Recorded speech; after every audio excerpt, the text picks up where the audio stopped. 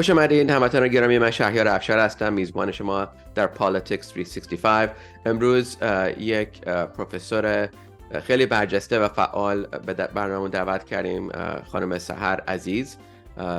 ایشون یه پروفسور و نویسنده و محقق در Rutgers Law School در نیوجرسی و خیلی مقاله و کتاب نوشتن در مورد موضوع اسرائیل و فلسطین و مخصوصا نقش قانون و حقوق بشر در حوادثی که الان در گازا داره اتفاق میفته و چند تا مقاله و کتاب در این مورد نوشتن.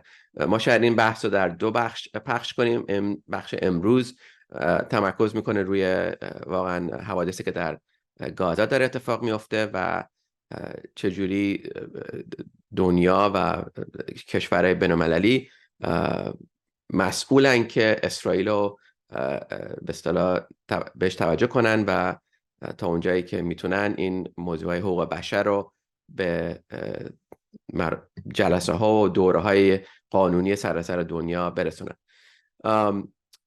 Sahar Aziz, thank you so much for joining us. It's a real pleasure to have you here. I've looked at what you've done. Some of the work that you've done is really, I think, is inspirational and is so timely and important. As I've said many times, what happened October 7th is deplorable. I've never found any human being that justifies that kind of barbarity.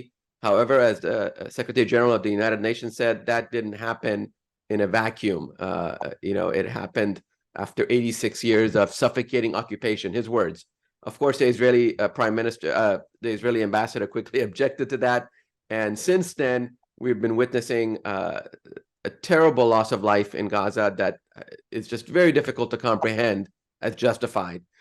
Not to mention how the questions that people are asking is, how do you hold a country as close as Israel is to the United Nations, to the United States, accountable for what's happening?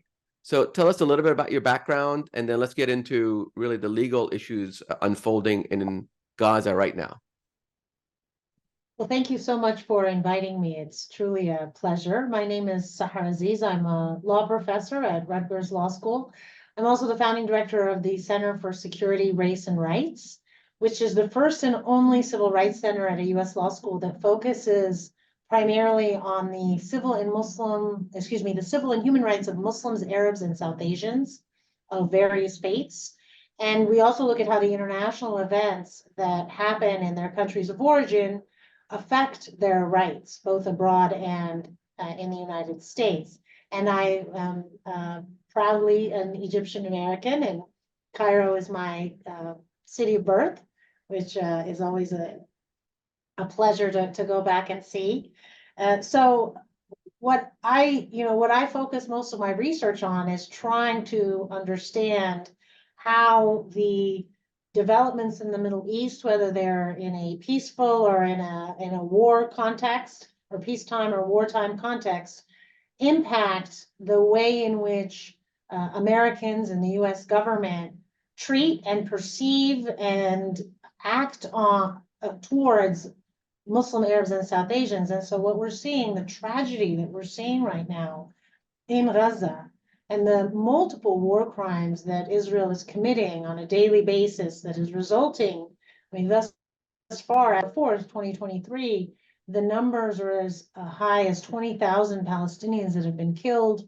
That includes more than 8,000 children, Palestinian children that have been killed.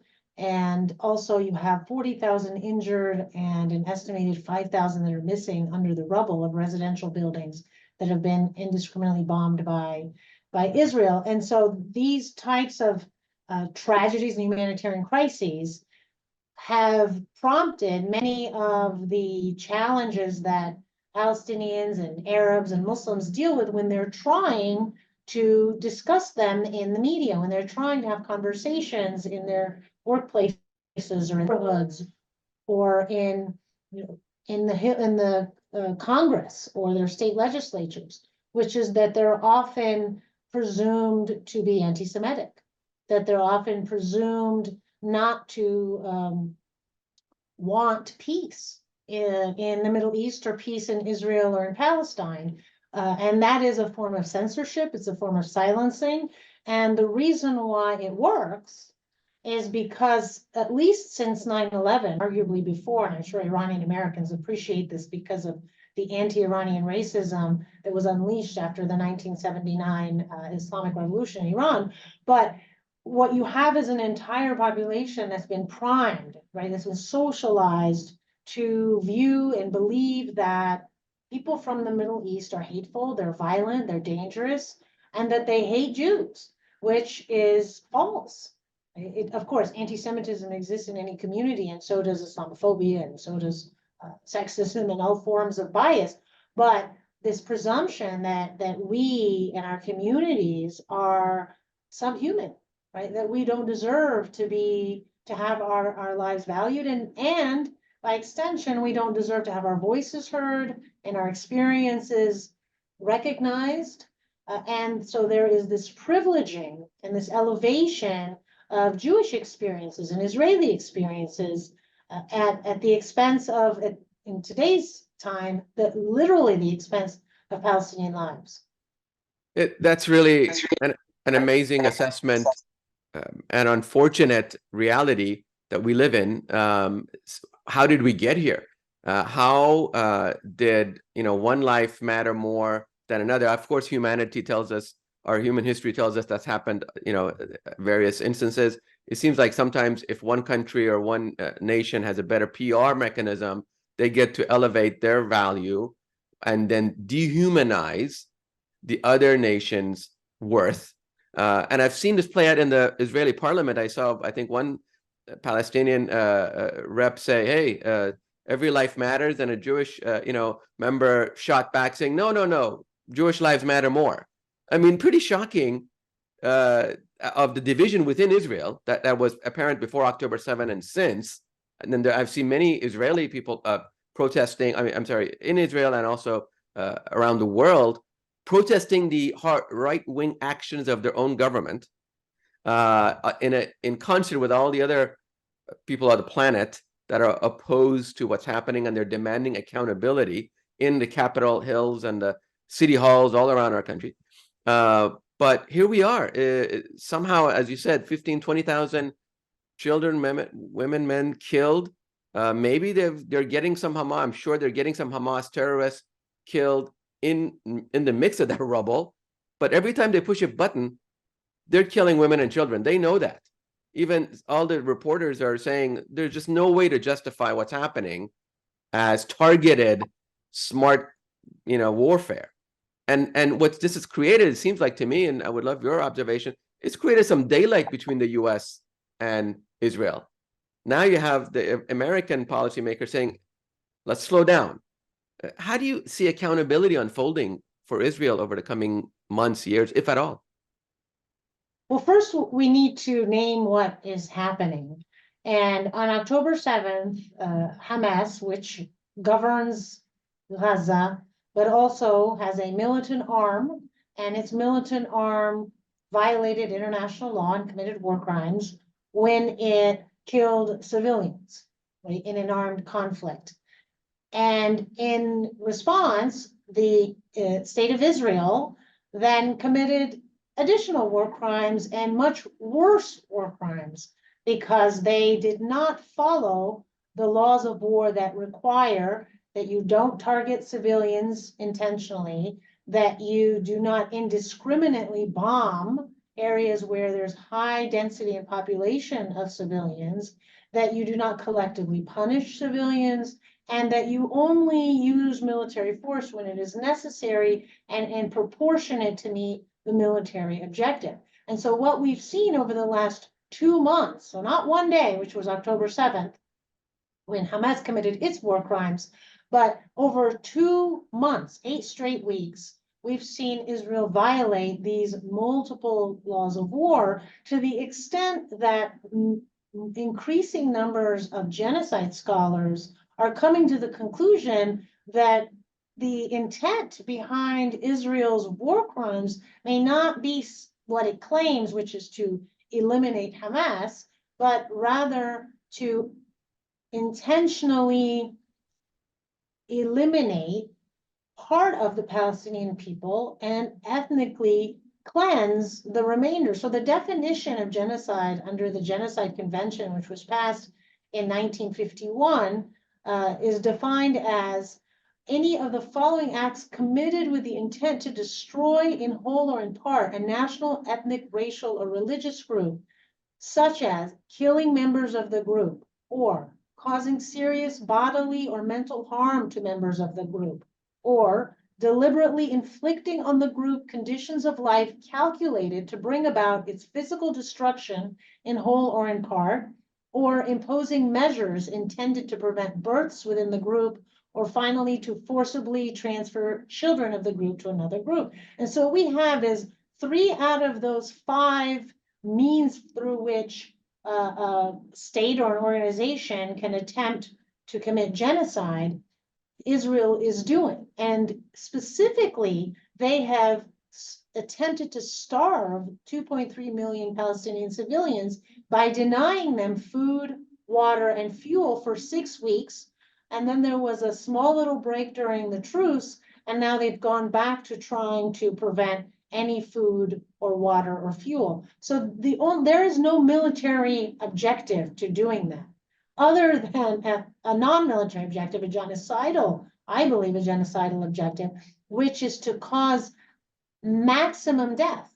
Because either, if you're Palestinian in Gaza, you're either going to die from being bombed, or you're going to die from starvation, or you're going to die from dehydration because you don't have access to any clean water. You need electricity or fuel in order to desalinate the water or to clean the water that's underground and pump it, because that's the only drinkable water there is.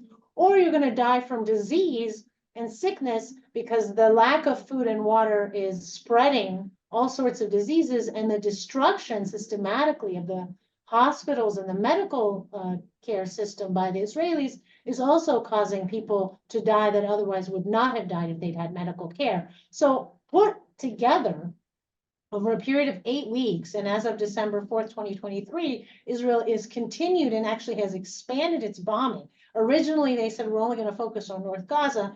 They pushed 1.1 million Palestinians. They ethnically displaced them, ethnically cleansed and displaced them to the south. Now they're moving to the central Gaza, and now they're bombing South Gaza. So what's the end game?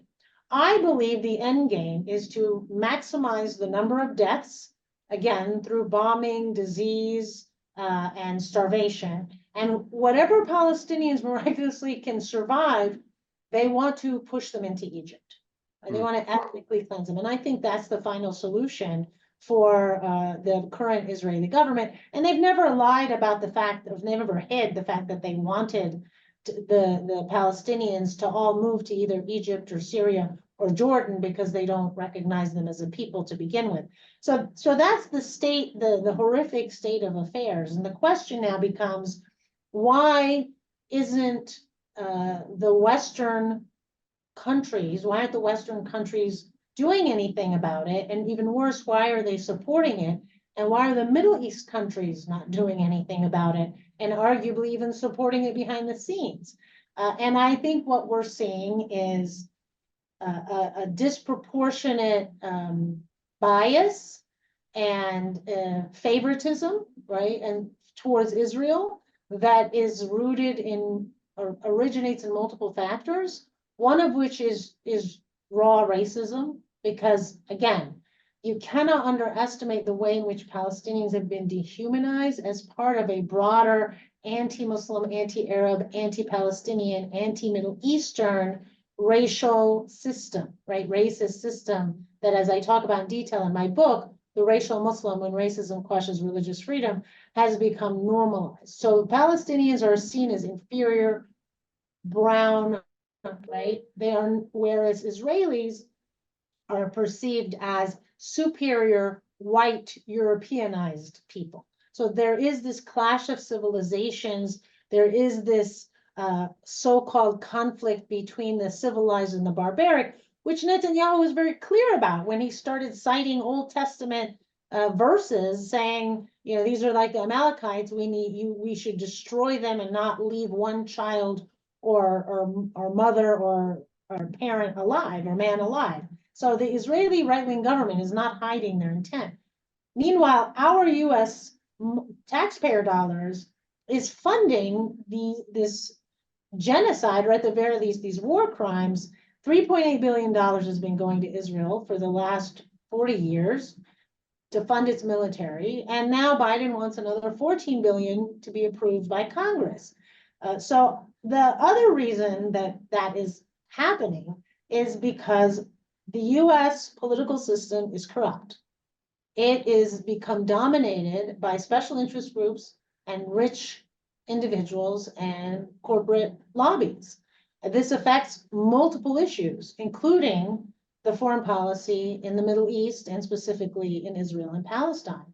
And so you have special interest groups who have an enormous treasure trove that they effectively use to buy politicians. And when the politicians don't vote as they want, they go and fund the opposition candidates to beat them. And we see this with the guns rights, we see this with abortion rights, we see this with all other highly controversial issues, but we're all seeing it on full display right now. And again, the price is tens of Palestinian lives.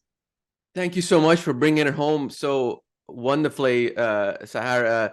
One of those special interest groups, which we'll get to in a few minutes, is AIPAC, the American Israeli Public Affairs Committee, just a juggernaut of American interest groups, and they have a very clear mission of cultivating a closer relationship between Israel and the U.S. And if you're a politician running for Congress, Senate, House of Representatives, if you run afoul of AIPAC, then, as you said, they fund the opposition, and you lose your place. So we'll get to that in a minute, but I did want to just make a plug about your website and your book, and we will have another segment, separate independent segment, to talk more about your book. But it is The Racial Muslim on Amazon. You can buy it. It's also referred to on your website, saharazizlaw.com.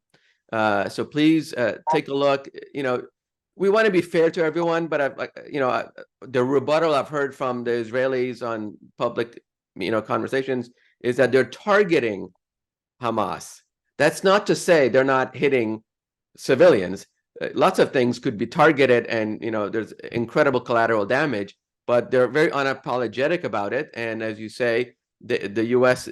House just passed a $14 billion bill. I assume is going to the Senate and then eventually the president. But if I understood that bill correctly, it has no humanitarian aid for Palestinians.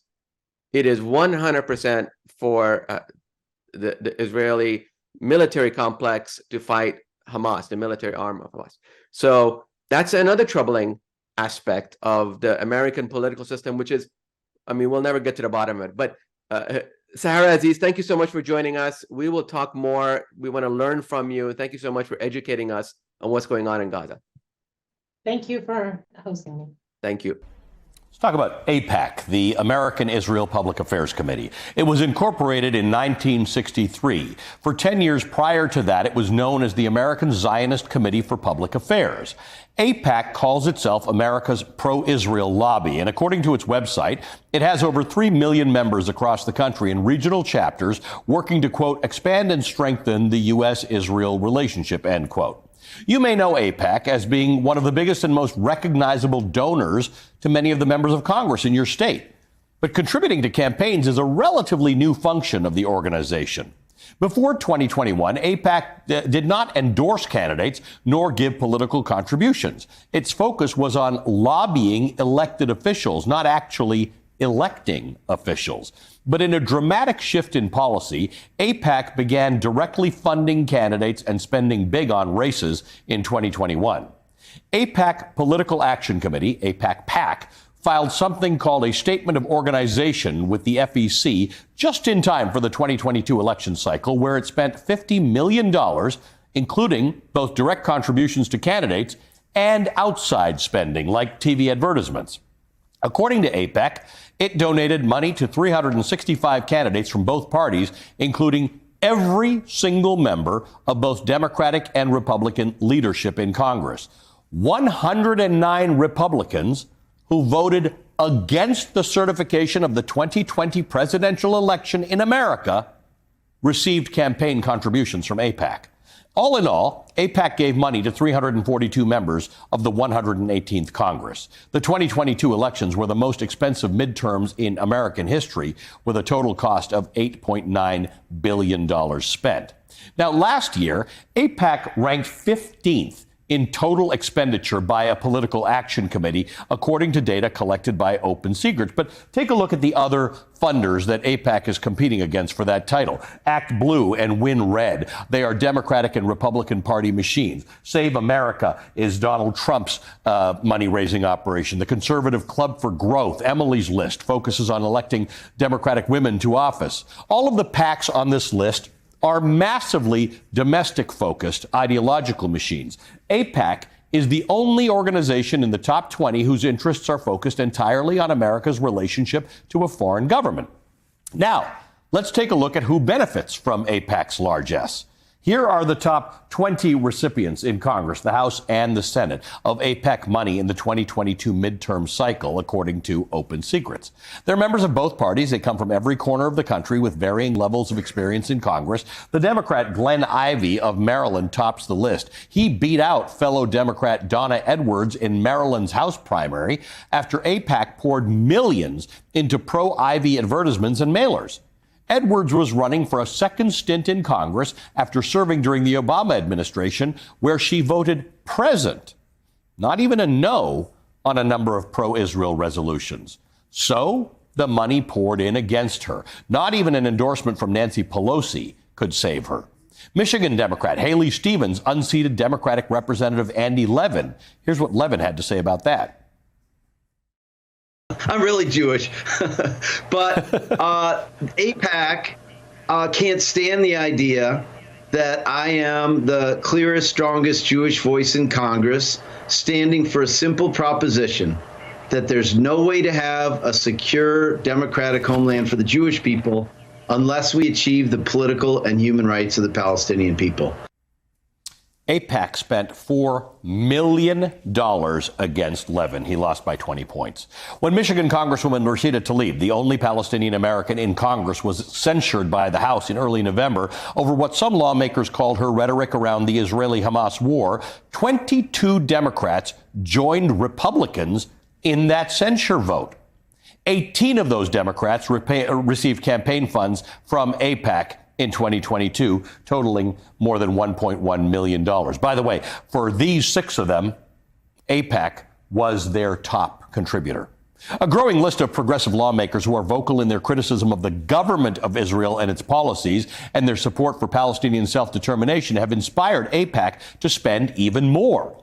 As progressive lawmakers began calling for an immediate ceasefire in Gaza, Slate reported that insiders expect AIPAC's 2024 spending to hit $100 million. In fact, United Democracy Project, which is a pro-Israel super PAC affiliated with AIPAC, is already spending money on attack ads against Democratic Representatives Jamal Bowman of New York and Summer Lee of Pennsylvania. Lee has already got a primary challenger, as do Cori Bush and Ilhan Omar. Pro-Israel donors have already signaled that they are eager to primary Rashida Tlaib and Alexandria Ocasio-Cortez. Congresswoman Lee already overcame AIPAC's financial influence against her once. She tweeted criticisms of Israel's treatment of Palestinians in 2021, but as a candidate, she affirmed Israel's right to exist. But that's not good enough. AIPAC spent nearly $3 million in the primary alone to defeat Lee, and they almost did. She beat Stephen Irwin, who is third on the list of money given to candidates by AIPAC in 2022, by less than 1,000 votes. And if Congresswoman Lee wants to keep her seat in 2024, she's going to have to do it all over again. She joins me in studio after this break.